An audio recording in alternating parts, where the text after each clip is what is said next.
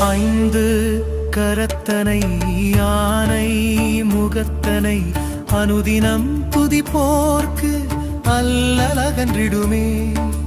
முழுமுதற் கடவுளை முருகனின் அண்ணனை முந்தியே துதிப்போர்க்கு முன்வினை தீர்ந்திடுமே.